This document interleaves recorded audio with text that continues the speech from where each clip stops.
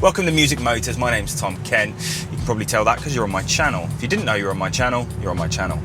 This is the 2019 Peugeot Expert. This is basically the running gear that a lot of sister companies will be using and not so sister companies. So you'll also see this kind of platform on the Citroen Dispatch and the Toyota Hiace, I believe it's called. This one is a panel van with great fuel economy, great loadability, 1400 kilograms of cargo weight, great visibility and driving characteristics of a car, because underneath this is effectively set on something which they'll use on a Peugeot 308. If you're looking at buying a van like this, you probably want to know what the fuel economy is around town, because while I can imagine this is very comfortable, it's going to be great on motorway, and the fuel economy is going to be decent because the aerodynamics is good. Is it any good around town? Now, Peugeot have won multiple awards with this van, especially for the fuel economy, so I just want to see what the realistic everyday with traffic.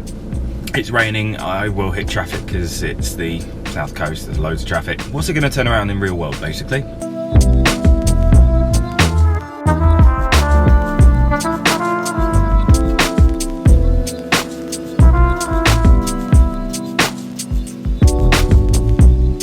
So that's pretty good fuel economy. I saw a points 47 miles per gallon before I started hitting traffic. I am unladen, but traffic really does knock it out of this.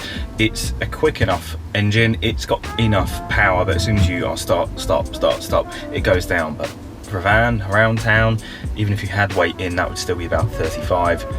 That's pretty impressive. So from the outside, this is very much a Peugeot. The front end is very distinctly Peugeot, which has the same kind of design as you'll see throughout the range: 308, 5008, 3008. It's a very distinctive Peugeot front end. However, when you look at it on the Dispatch, it's unique to that, and the Hiace looks different. But from the outside, this is definitely a panel van. It's a very good looking panel van, but it is a bit Marmite at the front. The back end is very, as you expect a van to look. The front is, you either love it or you hate it.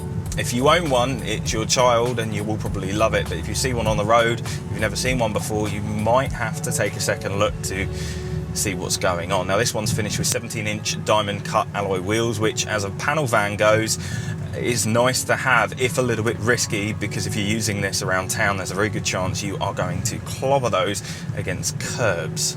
Now, this being the long wheelbase, it doesn't look out of proportion in the slightest, and actually it isn't really that big on the outside for a long wheelbase, especially considering the interior space that you get. But generally on the outside, it is a good looking van. This one's finished in amber red, not a colour I would specifically choose for a van. I like the more, commonly used black, white. I don't think red can really be used by anyone except Royal Mail on a van. Fortunately though, being a PSA group vehicle, the outside is unique. It's a bit more standout, it's a bit more French, and it doesn't look as like other vans, like a Transporter and a Transit and a Vito do have that very Germany kind of look behind them. This has a very French look, and it means that, at least in the builder's yard or on the industrial estate, you're going to stand out because this doesn't look like the rest of them. Good morning. Well, it is 8:30 in the morning for a different kind of test. I know I normally do my, general run tests and around the town and city and all that, but what about a drive-through test? I've done this in a Caterham, but more importantly, and most importantly, that is something which, I don't like to stereotype, but you are going to do in a van because you're on the road so much. You don't have time to stop and do something. You quickly go through a drive-through. Now, I've stopped at the slightly less van-related Starbucks, but it's a drive-through nonetheless, to see, can it fit in, what's the visibility like, how easy it is to get everything. So here I go.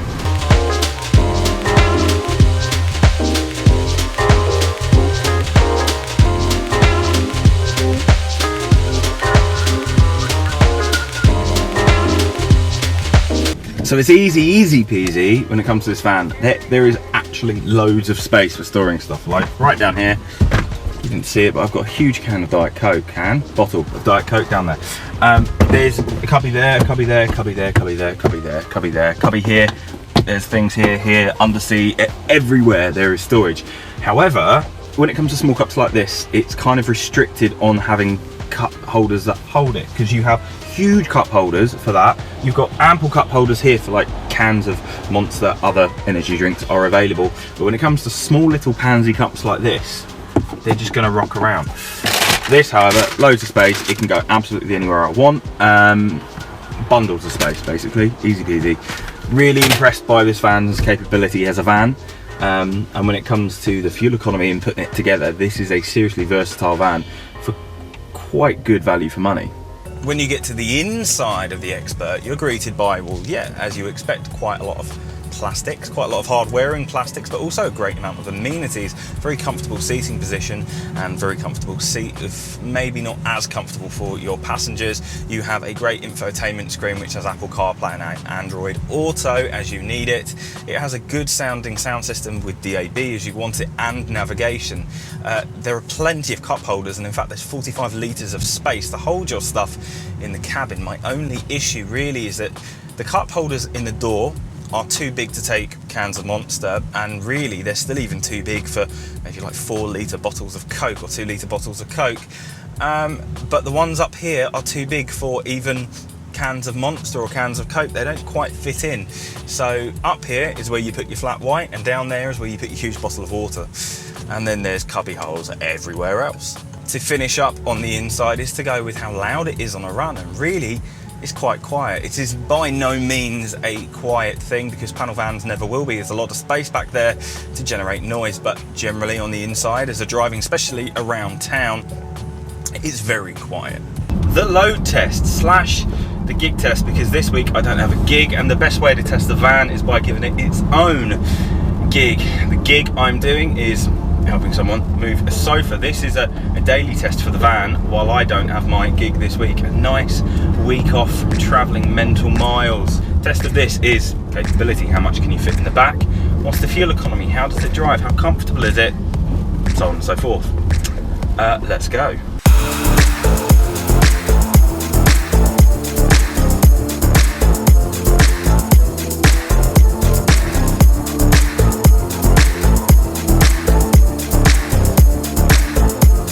So to kind of summarise this while I'm on the final legs of this journey, so this has turned around 39.7 miles per gallon over 18 miles and an average moving speed of 55 miles an hour. Generally, I think that's really good. Now, I've noted that on the motorway it's very comfortable. The 6-speed box means that you do have lower RPMs, and it is easier in general to drive. Visibility is great on the motorway. The blind spot sensors are really handy. The fuel economy is really, really good for a panel van with weight in the back, driving at motorway speeds. I can't fault it on this gig test, load test. From a performance point of view, well, this is 150, because you can have a 120, a 150 or a 180. I believe the 120 is a 1.6, and this being the 150 is a 2 litre diesel. It does 0 to 60 in 10 or 11 seconds. I think it's 10.9 seconds.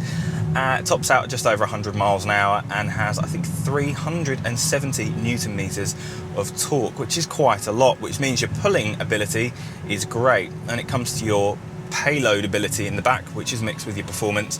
It means that you can take 13 to 1400 kilograms of weight, depending on what kind of body style you've gone for, and then you have more than enough power to move around. There is enough power around town, there is enough power on the motorway, and the economy is also quite surprising. They were claiming 48 around town, 53 combined, and about 57, 58 extra urban.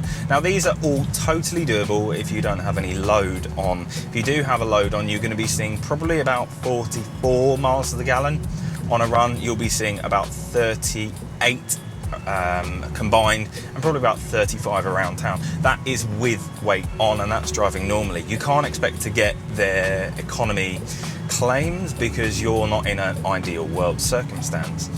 When it comes to the brakes, well, ventilated front and normal solid discs in the back, they stop this van extremely well. And even though this is a panel van, it does have car driving characteristics, thanks to the fact that underneath this is sharing the same platform as you'll see on Peugeot 308. This has almost perfect car driving characteristics, but then every now and then you notice the uprated suspension and stuff wallowing and lumbering every now and then in corners, as you would expect in a panel van.